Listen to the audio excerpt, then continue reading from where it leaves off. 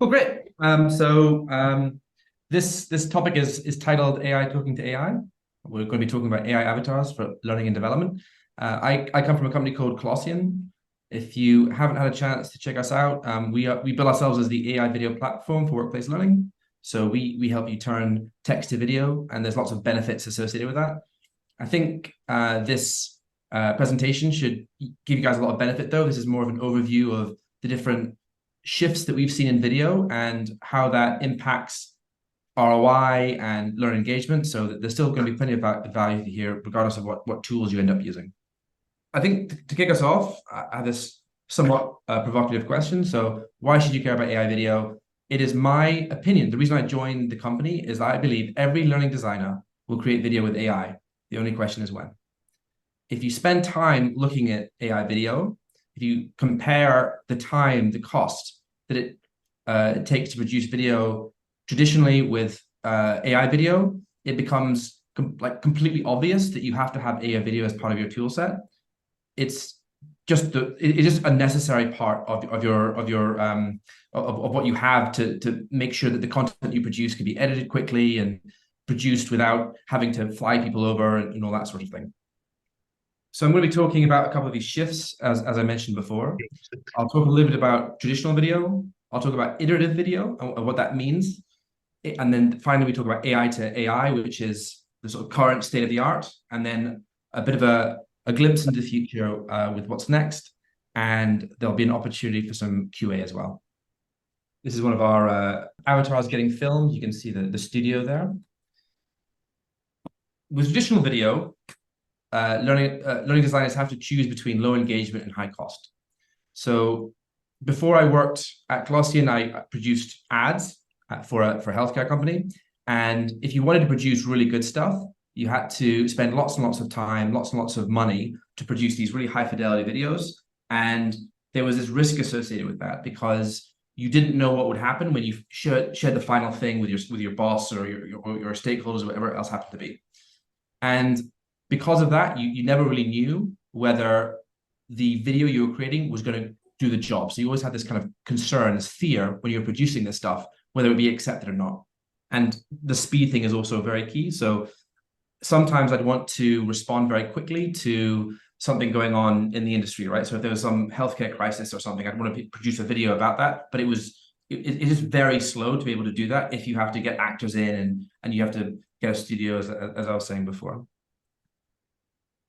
So this takes us to iterative video. So the key flow for Colossyan and text to video solutions in general is that you can create videos from text. So you type in some stuff, you choose an avatar, you click on a button, and then boom, you've got a video. You can add additional elements in, like you might do with a slideshare, with a slideshow, but that's the essential flow. And that obviously cuts out a whole bunch of different steps. We've got a bunch of case studies on our website which go into this in a bit more depth, but we regularly see improvements of about 70–80% in terms of cost of production, time, and also in actual budget necessary to produce video. The learner/stakeholder satisfaction might be surprising to you because sometimes AI videos don't look as polished as traditionally produced stuff, right? Like if I had to create the most perfect video in the world, I wouldn't use a solution like ours. I do it the old-fashioned way. But as I said before, there's a danger with that, in that it's much harder to get that learner and stakeholder feedback incorporated into the production process. If you produce a video and then you share it with someone using a solution like ours, if they don't like something, you just need to change the text. If they don't like the actor, you can just swap out the avatar. That means that you can have many more of these cycles with your stakeholders, your learners, than is feasible with normal budgets. So here is a demo which shows you another awesome feature of our solution, which is auto translation. So if you work in a situation where you need to produce videos for different countries, because everything's text-based, all you need to do is translate the text, and there will automatically be a new voice selected for that particular language, which is appropriate, and then boom, you've got a Dutch version, you've got a German version, whatever version you'd like to have. This is one of the things which is particularly powerful about these sorts of solutions is the way that it cuts out some of those review processes that you have to have, where you send out a completed video to someone else who has to produce some translated copy for you, then you have to come back and you have to incorporate it back. There's lots of different people involved. Does that make sense, Carl? Yeah, no, that makes total sense. Yeah. Yeah. And I think the interesting thing, Doug, or one interesting thing is, or future question is, so now these are all actors that you're filming and creating and posing. Do you foresee a time where it'll be completely AI generated character? Yes. I think one way you can see this is with AI generated photos. So there's a bunch of different technologies that you use when you're generating these videos. And depending on what the input is, you get different levels of output. So I don't know if you've seen any of these talking photos which exist where you can pop in a photo and you can have someone speaking away. Like a lot of the time, it's very clear that it's not a real person. But there's a lot of really interesting research which is going on in that area, which is meaning that like the really cutting edge stuff is looking closer and closer and closer to the stuff that you would previously film in a studio and then produce. So the fact that it's going to be so easy to create the underlying assets that you use to create the avatar will mean that you'll have more AI generated avatars and more control over who is the speaker of the particular learning message that you want to communicate. Interesting. So moving on to the next section here. So to show you, I think the big thing to say here is the technology is moving extremely quickly. I'm sure you're almost bored of people talking about this, but even though you can identify a lot of AI generated stuff now, the technology is moving at such an incredible rate that you will not be able to distinguish real humans from AI avatars, perhaps within a year. I'm being slightly bullish there, but I've seen some of the cutting edge stuff that we're working on. I've seen some of the research, and it's really becoming pretty incredible. To sort of substantiate that, to kind of validate that, you can look at the progress that's been made with text to speech, which is one of the technologies which comes into our solution, right? So you put in the text, you select a speaker, and that's the text to speech part. And the text to video part is making sure that the avatar is moving their mouths in alignment with whatever is being said. So I have an example here. How are you today? How can I help? And this is our CEO. Hello, how are you today? How can I help?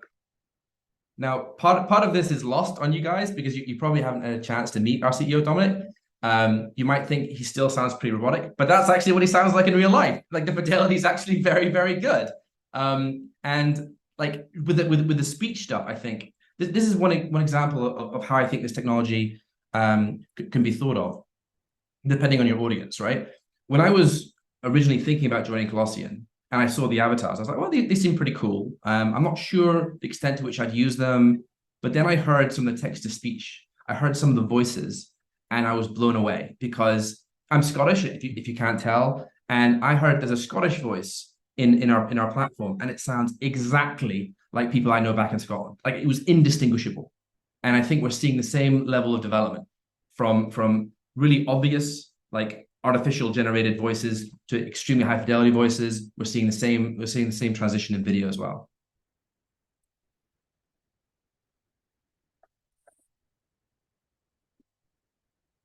All right, so you have some learning objectives ready to go. Let's do this then. Now that you know what your video will be about generally, let's focus on the detail. So that's an example of a AI avatar. Like he's our head of L&D, David Gillam, with the voice working in concert. So if we go back here, you can see again, it's a video that we use in our bootcamp, which is free, by the way. All right, so you have some learning objectives ready to go. Let's do this then. Now that you know what your video will be about generally, let's focus on the detail. So in that little snippet, you can probably tell, hey, there's some things which seem a little bit artificial there. I was chatting to Carl about this. One way to deal with that, if you happen to want to deploy a solution like this, is to set expectations with your learners to say, look, these aren't real people, that they're human-like, because we think that's going to create a better rapport. But don't be too alarmed if you see some of these artifacts. But you can see those two things working in concert there: the clone voice and the cloned avatar as well. So this is one of the more recent innovations that we've had. So as I mentioned before, we're really focused on workplace learning, on L&D. And one of the consistent bits of feedback that we had was that people wanted to have better support for scenario-based training, scenario-based learning. They wanted to be able to model real conversations with people. So one of the things that we've enabled you to do now in our platform is actually turn these avatars so they look like they're having a conversation.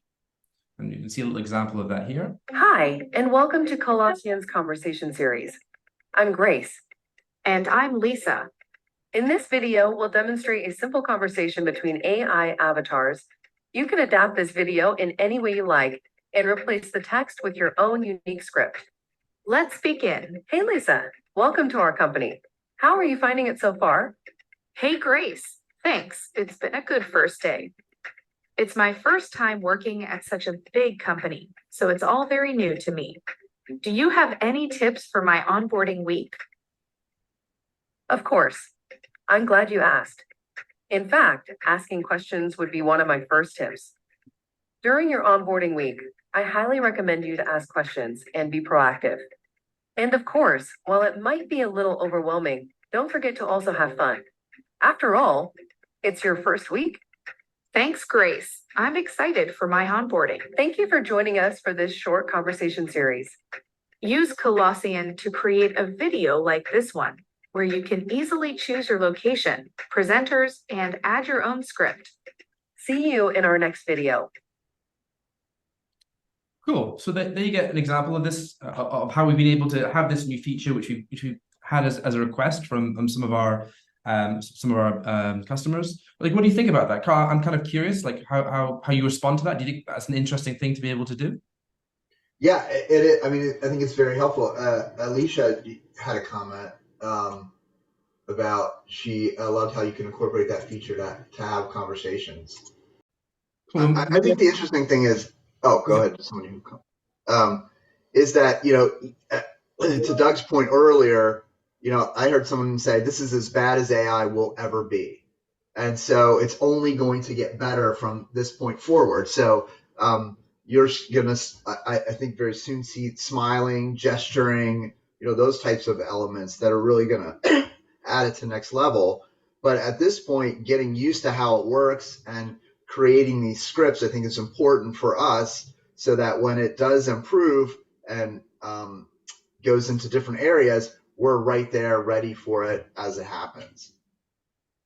Otherwise, I think we'll get caught flat-footed. Like we need to be on top of this. Absolutely. Cool. I guess I'll move on then. So this shows you how the conversation is constructed in the back end. So you can see there are these different snippets of dialogue. These are avatars on the left-hand side here. Very straightforward to create these dialogues and edit them, as I said, based on feedback, and iterate until you have something which works really well.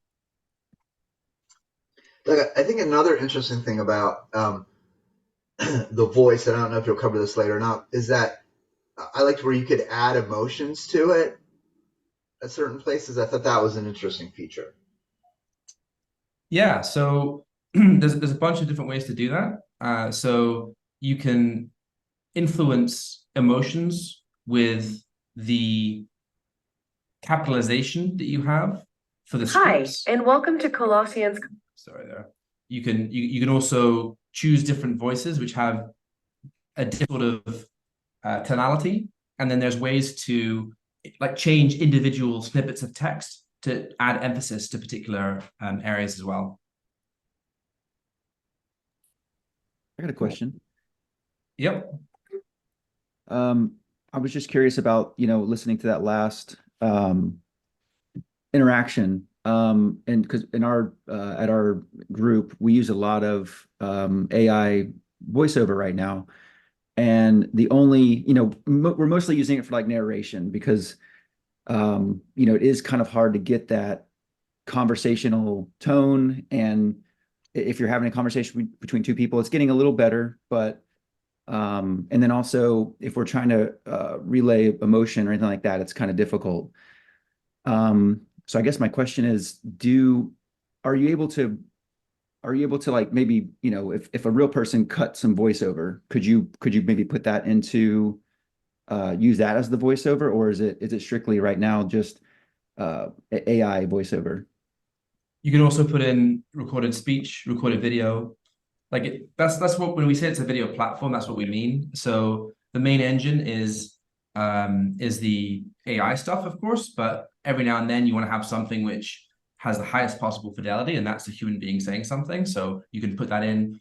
So sometimes, for example, we recommend putting that in at the beginning of a course or at the end of a course. These points which are very, very important to create that initial engagement. And there's a bit of a process that you can go through to kind of learn how to use these technologies in the right sort of way. So I think, as Carl was saying, like there's a bit of a like it's inevitable, at least in my opinion, that you're going to be using solutions like this, and there's a bit of education that we all need to go through to figure out how to make the best use of these technologies. And this goes across the board. This isn't just about Colossyan. This isn't just about AI video. It's about GPT. It's about everything. There are some things which GPT, for example, is terrible at, and there's something that it's amazing at. So the important thing is to investigate these technologies, to understand just how much benefit you can gain from them if you understand the right sort of use cases. Can I interject? This is Jonas. Sorry, a little late to, and I'm Bryce's colleague. I think he was asking, can you map a real voice to an avatar, not just kind of include? Yeah, that was his question, I think. So you can clone voices. So I can take your voice and then put it into our system so it will sound like you. So that's what I was showing Dominic, our CEO, earlier. That's a clone voice, which is exactly how he sounds. But there's no ability to like take Bryce's recording and like lip sync your avatar to Bryce's recording. Yeah. At this. Well, Okay. You'd have to clone your voice. Oh, sorry. I see what you're saying. So you have the recording with all the original recording. Make sure the avatar is working perfectly in sync with that. No, not currently. Okay, thanks. There was another question Alicia had about, could you show how that emphasis works? I think where you highlight, the way I understand is you highlight a piece of text, and at the bottom you can select like happy or angry or one of those emotions, and it will then change the voice, change the inflection.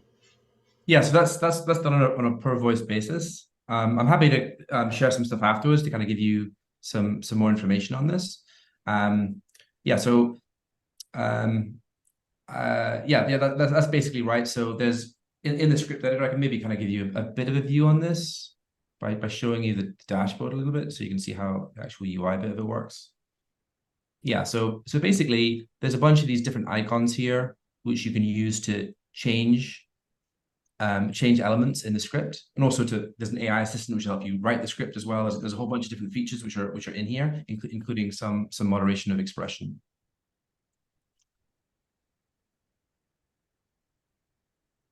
Hello. Cool. Moving on to this bit here. Cool. So if there's no further questions, I think we can move on to the next section. Does that sound good? Great.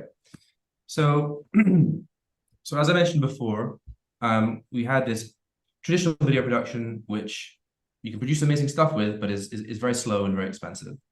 Then you moved on to this iterative approach where you can create video, get feedback, iterate, and go very quickly from there. The next stage, as we see it, is going to have a bunch of new elements coming into the video production process, from some of which may exist in different tools and different areas, but are all going to become amalgamated. So one big component of this is interactive video. So the idea of having branching scenarios in your video, we're working on this at the moment.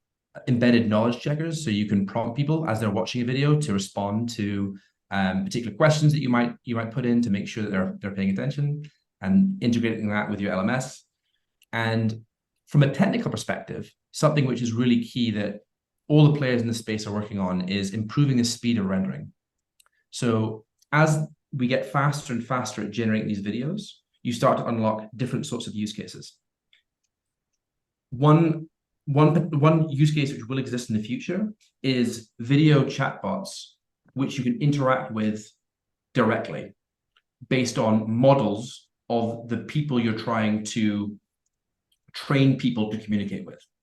So what do I mean by that? Let's say if you're doing some sales training, instead of defining sales, like learning like courses specific, like very exactly and prescriptively, instead you could say, hey, you are an irate customer who has just had a really bad experience with this particular sort of product, and this is the thing you want to be able to have.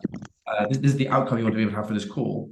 And then you could have someone interacting with that, with that model of a human being, and the video would be able to run at the same time as the conversation. So you'd have real-time interaction. So that's the far future, which there's investments in right now to be able to facilitate with making things in general faster. Cool.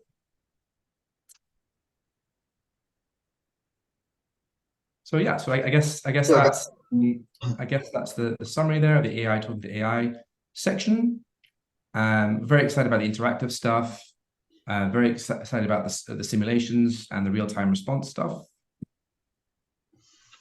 And yeah, I had one question. So, on the time frame, what's your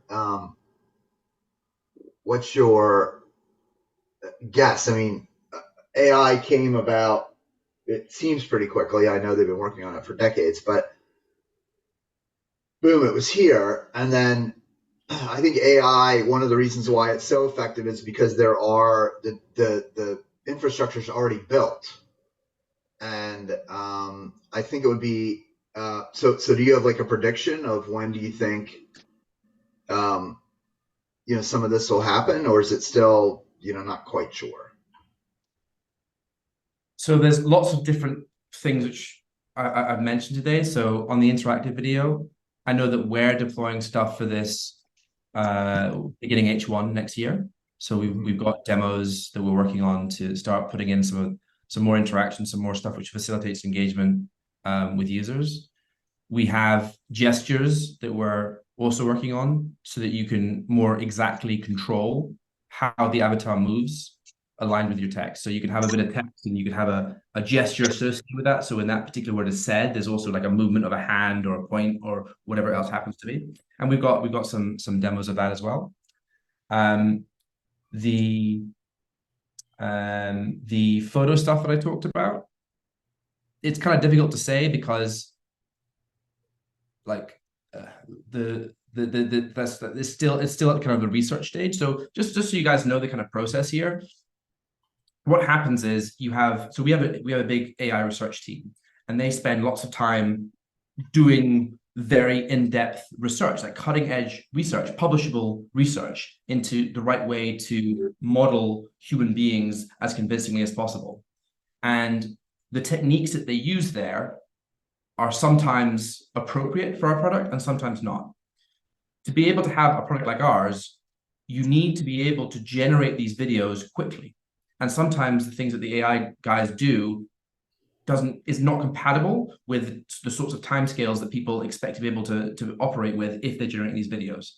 So in our platform, you type in some stuff, you choose the avatar, and you click on a generate button. If you have to wait a very long time to be able to get your responses back, then that's not a good experience for you. You're not going to use it. It's not going to fulfill your use case.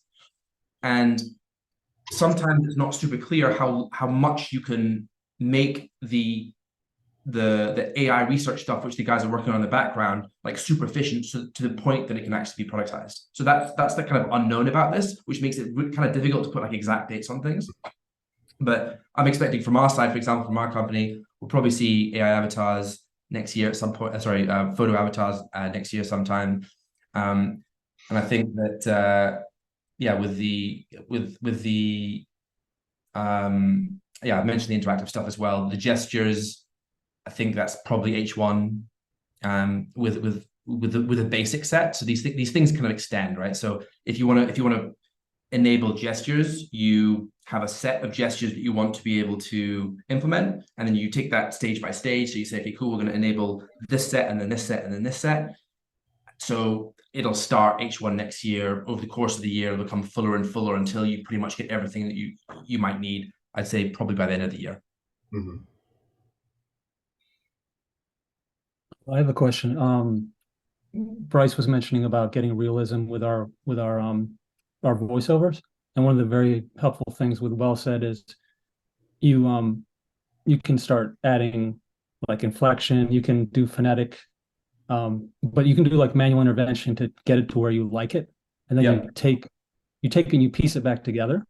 So it takes some manual, work to then put it all back together. But with your platform, and also what we find is I think it learns, if you do a take two without even changing anything, it'll be slightly different than take one. Okay. And so it's almost like learning. Would your platform kind of be able to do that with like gestures, like, okay, take one, not really happy, or even any, even with the voiceover, would it be able to do kind of like a take two that's slightly different to the point where even ideally you can start merging them together to get a different result? I think that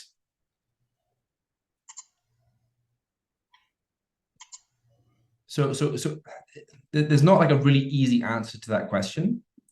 So with some of the stuff that you do in our platform, there's an opportunity to do these take twos, right? So with the voice cloning, for example, like if you don't like the original version, what you can do is submit different material into the system, which will mean that the voice clone that's generated is going to be a bit different.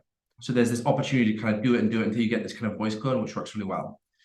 On the gesture side of things, the way that the machine knows how to do the right sort of gestures is by, again, the training material that's fed into it. And there's things that we can do from our end to manually change some of these things. So let's say someone films themselves as a custom avatar and they don't like certain things. There's ways that we can kind of manually edit these avatars that are generated, or there's the opportunity to kind of redo the material which gets sent into the system, so you can come up with something better that way without any manual interventions.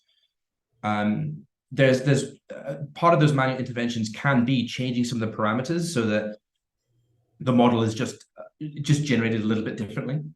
So I don't know if we want to get to a situation where a user generates a video and it's just different every time, but we like the idea of being able to surface some of the things that we do to be able to influence voice generation and avatar generation to the users. We don't candidly, we don't have a solution for that just at the moment. We normally handle that with support and kind of back end people making changes. Yeah, I mean, I think it'd be a little trickier for you in the case that Well Said is just audio. You're not dealing with it's a little different when you have to have one take of an avatar. How would you, I guess you'd have to be splicing behind the scenes slightly different gestures in. I don't know, it's very helpful with Well Said. It makes a big difference. And I mean, ideally as a client, I think we'd all be happy just not have to do. We'd all be happy to just put one script in and it just gets it right. Yeah. And what is right, it's subjective obviously, but if it's good, you kind of hear it and you're like, okay, good, I can move on. So that would be ideal. But in the meantime, what we have to do, we're taking advantage of the ability for it to give you new takes and then you manually do it. So I think that would be helpful for visual avatars. So yeah, I think there are opportunities to do new takes. It's just a bit more of a process, a bit more of a process if you're doing the video stuff, because you either have to go to a studio and film yourself, or you have to have a webcam to be able to film yourself. So with us, if you submit something and you're super not happy with the result, then you get to film yourself again and send it through again. And we want people to have avatars that they're happy with, so we facilitate that. I think over time it'll get better and better just naturally, because there's common errors which come when people are recording videos. And this is something I think if you guys go through the process of cloning your voice or doing any of these sorts of things, you'll learn that there's a bit of an art to like making sure the right material gets sent into the system so you can be happier with the results. So before the call, Carl was talking to me about his journey with recording an avatar with Colossyan, and he has this advantage. He has this studio where he works that he can go to, and comfortable in front of a camera, so he knows what to do in that situation. But if you're dealing with SMEs, or you're dealing with people who aren't necessarily super comfortable in front of a camera, then or used to being in front of a camera, then there are common things that they might not get right with lighting and so on, which will make it much harder to get the right sort of results from any of the avatars that they generate. So there's kind of the current state of the art and how to get the most out of that, and then there's the future stuff. I think for the current stuff, it's about saying, hey, like how do I make sure that when I'm interacting with these sorts of systems that I really do get like the best results? And there's a few things you can learn to make sure that you do that in the right sort of way. I recommend experimenting with the technology.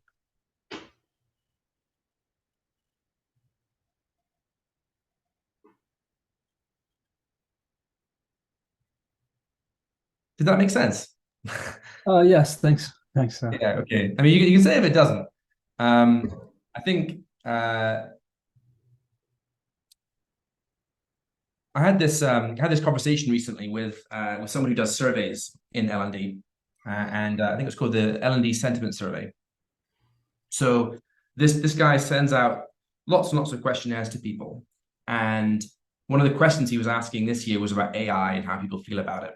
And the response that he got back was that there's a sense of overwhelm, that there's a million solutions out there which apparently help people in all sorts of different ways, and everyone has a finite amount of time to be able to investigate these sorts of things. And it's overwhelming to kind of say, okay, cool, I see all this changes happening. People keep on telling me that it's changing the industry and all this sort of stuff, and it's having a big sort of impact. But I don't feel like I have time to investigate all these things and spend a lot of time with it all. And so that's a difficult situation to be in. My response to that is that there are some sorts of solutions which don't take long to experiment with, and you can learn a lot from very quickly, and have this very clear line to ROI and business outcomes and achieving learning objectives.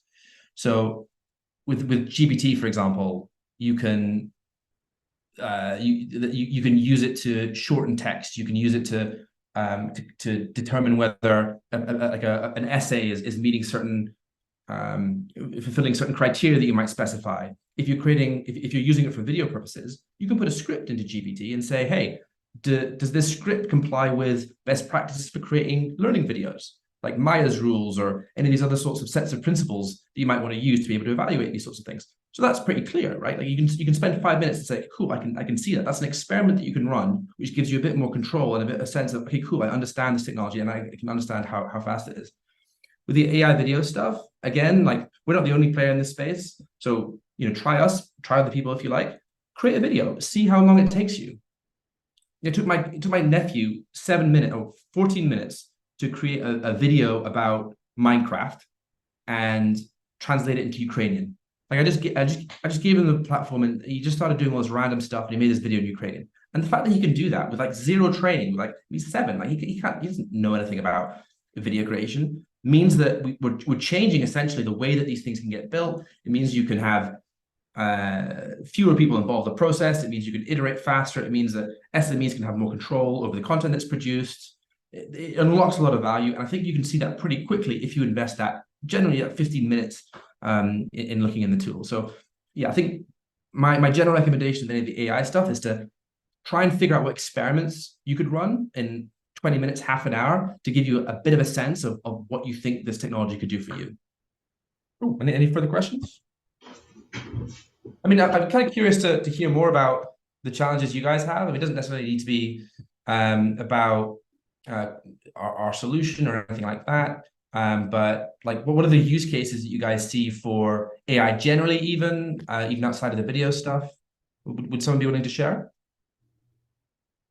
Yeah, Doug, while somebody's sharing that or thinking about that, I just wanted to share my screen for a moment. I've used Colossyan, so I just wanted to kind of show maybe behind the scenes a little bit, just kind of what I've done with it. So I picked the character, and you can move the character around anywhere that you want, so that's convenient. And you can even resize the characters, which I think that's helpful as well. And then what I like about this script is I just kind of the script about this AI automated person. Oh, did I share screen with? No, of course not.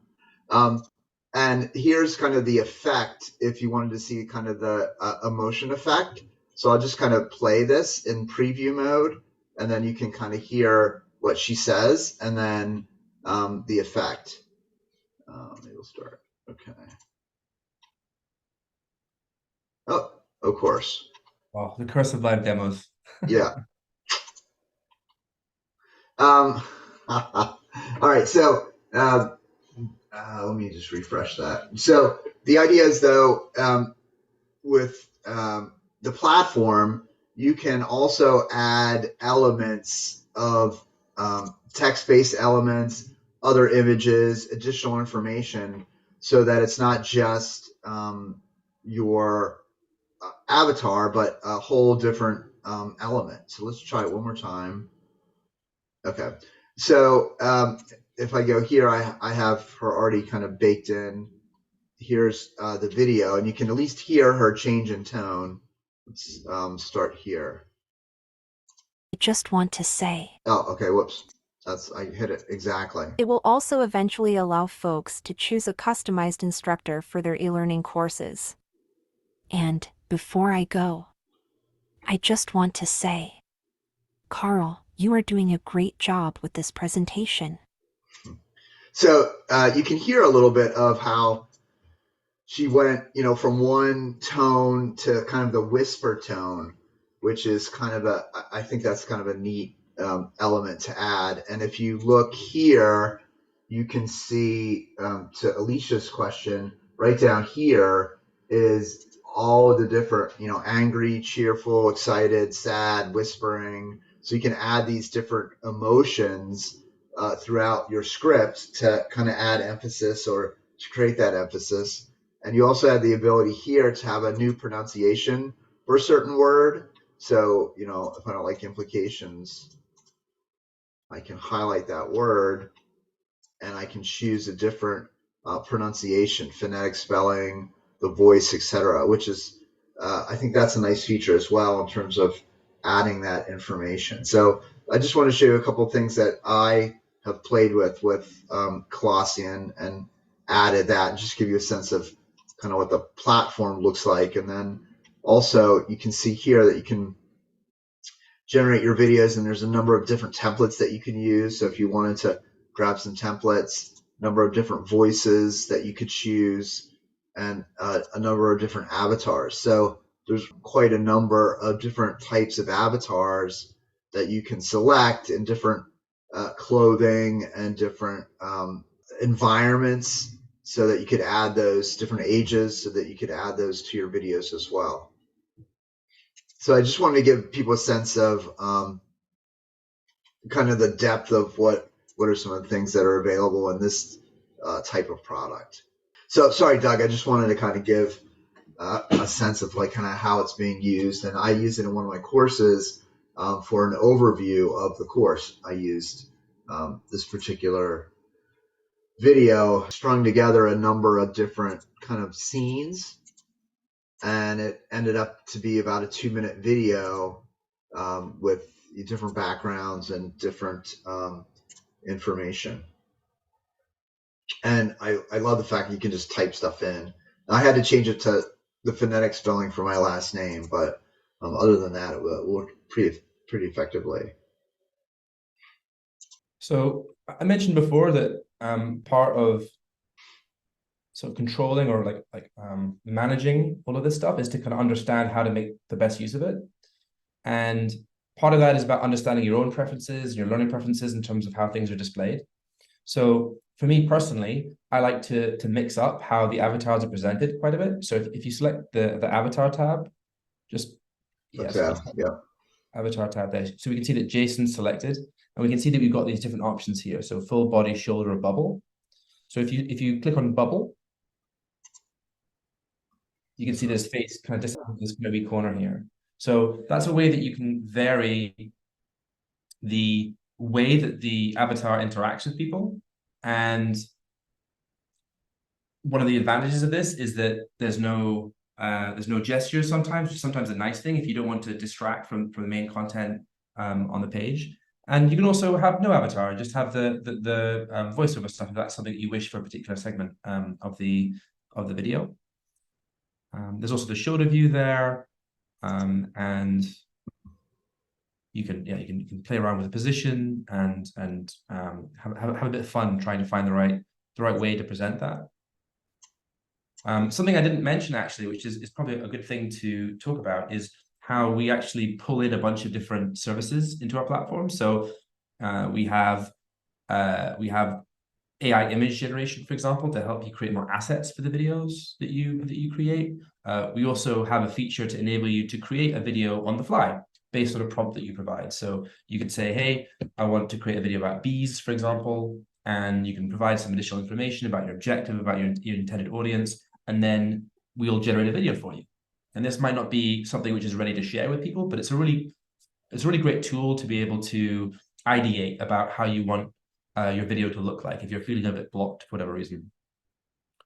Additionally, in terms of creating video, if you guys have a bunch of slides, for example, like PowerPoint presentations, you can actually import them into our product, and the slides will become the canvas that you see here, and you can create a voiceover going over the top of it. So that's probably the fastest way to create something. There might be an existing PowerPoint that you want to turn into a video, or you're pretty happy with the design of it, just import it straight into this, add a voiceover, you can put an avatar over top, and then boom, you've got a video. It's a nice way to reuse content. I just think you've probably sick of me saying this, but I think that the best way to understand how this might help you, or a solution like ours might help you, is just to kind of play around with it. It's fun. It's fun. It's generally fun to create videos using these sorts of tools, to play around with the AI prompt stuff. It's really cool to see this video magically appear based on the information that you give it. And if you're interested in seeing what great videos look like, Carl's going to share his videos with you. You can go to our website. We've got plenty of examples that you can see what you can end up doing. Yeah, I just give it a play. Give it a go.